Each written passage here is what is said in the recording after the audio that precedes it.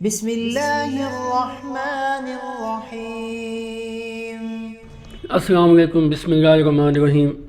ناظرین، یہ میرے ہاتھ میں ایک چھوٹا سا رسالہ ہے، امام اعظم ابو حنیفہ پر اعتراضات کا منصفانہ جائزہ، تقی عثمانی صاحب، 40 پیجز ٹوٹل ہیں۔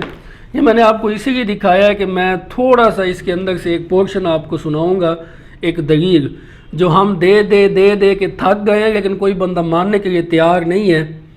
تو یہ ویڈیو خاص صرف دیوبند حضرات کے لیے ہے۔ اس کی وجہ یہ ہے کہ یہاں حالت یہ ہو چکی ہے کہ اگر دیوبندی کوئی چیز بیان کر ہے، چاہے وہ قرآن و سنت کی نص میں سے ہے اور وہ نصوص کے احکامات بیان کر رہا ہے جس میں آیات ہیں اور متواتر روایات ہے، حدیث ہیں، بریلوی اس کو کبھی بھی نہیں مانے گا۔ سنی بیان کرتا ہے تو شیعہ نہیں مانتا، شیعہ بیان کرتا ہے سنی نہیں مانتا، اہل حدیث کی وہ دونوں نہیں مانتے۔ کہنے کا مطلب یہ ہے کہ ہم نے پہلے سے ازیوم کر لیا ہوتا ہے، یہ ڈیسائیڈ کیا ہوتا ہے، یہ فیصلہ کیا ہوتا ہے کہ جو بندہ بات کر رہا ہے، میں دیوبندی ہوں تو میں نے دیوبندی عالم کی بات مان لینی ہے، چاہے وہ گھسی پٹی دلیل ہے، جو مرضی ہے۔ اگر میں دیوبندی ہوں، میں نے بریلوی کی بات نہیں مانی، جتنی مرضی صراحت سے دلیل دے دے، اسی طرح کا معاملہ آگے ہے۔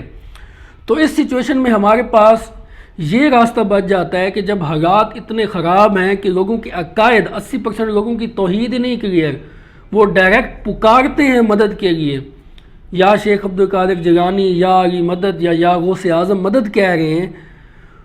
تو چونکہ ایک بریلوی نے دیوبندی قرآن کی آیت پڑھے گا تو اس نے کہنا یہ بس فراڈ ہی کہا گا، یہ اس کی میں مانتے نہیں۔ اس نے پہلے سے اول تو سنتے نہیں ہیں، انہوں نے کہا کیونکہ دعوت اسلامی کہا کہ آپ نے بد مذہب کو نہیں سننا، اور دیوبندی اور اہل حدیث کہتے ہیں اہل بدعت سے بچنا ہے، اور روافظ کا تو اس سے بڑی گالی ہے، وہ آپ سمجھتے ہیں۔ تو جب ایک بندہ دوسرے کی دلیل ماننے کے لیے تیار ہی نہیں ہے تو اس کا لاسٹ ریزارٹ کے طور پہ ہمارے ہاتھ میں یہی حل بچ جاتا ہے۔ ہم لوگوں کو ہے کہ میرے بھائی، آپ پڑھے لکھے ہیں، آپ کو جس عالم پہ اعتماد ہے آپ اسی کا ترجمہ اٹھائیں، بغیر کسی جسے کہتے ہیں پری ڈیٹرمنٹ رزلٹ کے، پہلے سے طے کیے بغیر ایمانداری سے 1-2 قرآن پڑھ لیں، دیکھیں آپ کو کیا سمجھ آتا ہے، قرآن بنیادی باتیں کس طرح بیان کرتا ہے۔ تو آگے سے جواب ملتا ہے، علماء کہتے ہیں قرآن ڈائریکٹ نہیں پڑھنا چاہیے، آپ نعوذ باللہ گمراہ ہو جائیں گے، قرآن بہت مشکل ہے، یہ علماء اس کو سمجھ سکتے ہیں، عام بندہ کس طرح سمجھ سکتا ہے۔ ایون پیر ذوالفقار نقشبندی کو میں سن رہا تھا پچھلے رمضان میں، وہ بھی کہتے ہیں کہ ٹھوکر کھا جاتے ہیں لوگ قرآن پڑھتے ہو، اسی علماء سے پڑھنا چاہیے۔ تو اس کا حل ہم چپ کر جاتے ہیں، مان تو کو پتہ ہے الا ماشاء اللہ کوئی نہیں ہے۔ مجھے سب سے زیادہ اسی پوائنٹ پہ ریزسٹنس، مزاحمت کا سامنا کرنا پڑتا ہے۔ اب میں نے یہ جو رسالہ پڑھا ہے نا، 40 پیجز ہے ٹوٹل، اس کے اندر نا 39 پیجز پہ جا کے نا بالکل آخر میں لاسٹ صفحے پہ نا ایک چیپٹر بنایا ہے تقی عثمانی صاحب نے، تقلید پر اعتراضات۔ اس میں انہوں نے کچھ دلائل دیے ہیں جو قرآن کی آیات کے جو تقلید کے خلاف پیش کیے جاتے ہیں۔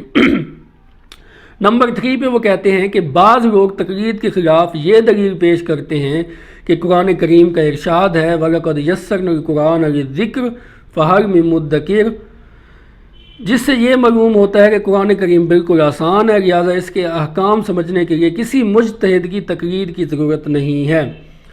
اچھا، پہلے تو میں ترجمہ کر دوں کہ ہم نے قرآن نصیحت حاصل کرنے نہایت آسان کر دیا ہے، تو ہے کوئی نصیحت حاصل کرنے والا؟ اچھا، اس پوری کتاب میں جتنی عربی عبارات ہیں نا، کسی کو انہوں نے ترجمہ نہیں کیا۔ میں ویسے حیران ہوں، اگر پبلک کے لیے یہ رسالہ لکھا ہے تو ترجمہ ایک آیت کا بھی نہیں ہے، اس کی وجہ پھر میں کسی دن بتاؤں گا۔ تو تقی عثمانی صاحب، کیونکہ اس میں اللہ تعالیٰ خود فرما رہا ہے کہ قرآن نہایت ہم نے آسان نازل کیا ہے، تو ہے کوئی نصیحت حاصل کرنے والا؟ اس کے جواب میں وہ فرماتے ہیں کہ اس کا جواب بالکل واضح ہے کہ آیات قرآن کی 2 قسم ہیں، ایک وہ جو احکام پر مشتمل ہے، دوسری جن کا مقصد نصیحت اور عبرت ہے۔ یہ دوسری قسم کی آیات بالکل آسان ہے، یعنی نصیحت و عبرت حاصل کرنے والی آیات قرآن کی بالکل آسان ہے، ہر شخص ان سے نصیحت حاصل کر سکتا ہے، یا انہوں نے کیا کہا، ہر شخص ان سے، لہٰذا اس آیت کا تعلق دوسری قسم کے بیان سے ہے، جس کی دلیل وہ کہتے ہیں کہ وہاں قرآن کریم نے خود ذکر یعنی نصیحت حاصل کرنے کے لیے آسان بنایا ہے۔ بالکل ٹھیک ہے، آپ نے صحیح بجا فرمایا۔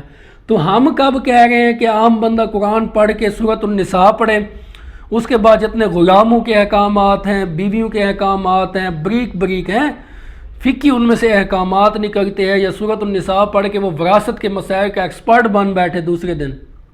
کسی کا بھی یہ دعویٰ نہیں ہے۔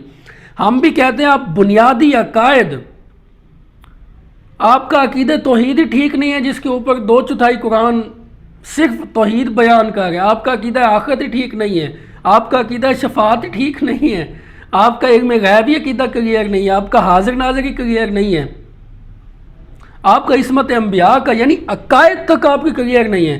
قرآن بیسیکلی عقائد کی کتاب ہے، اگر قرآن عقیدے کو ہی کلیئر نہیں کرتا اٹ سیلف تو پھر نعوذ باللہ یہ مکمل کتاب تو نہ ہوئی نا۔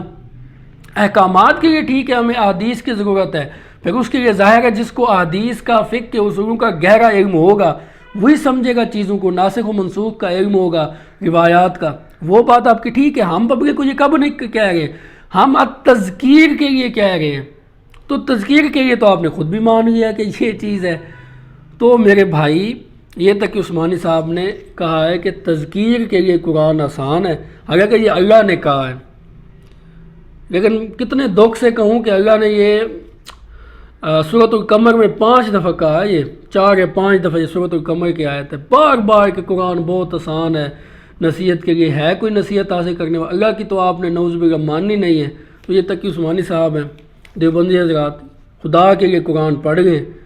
آپ کے بھی آج کل حالات اتنے اچھے نہیں ہیں، عصمت انبیاء کا عقیدہ خاص کر، اور جس طرح آپ اندھا دھند تقلید کرتے ہیں نا، یہ بھی قرآن کے خلاف ہے، اور علماء کی تقلید تو سمجھ نہیں آتی نا۔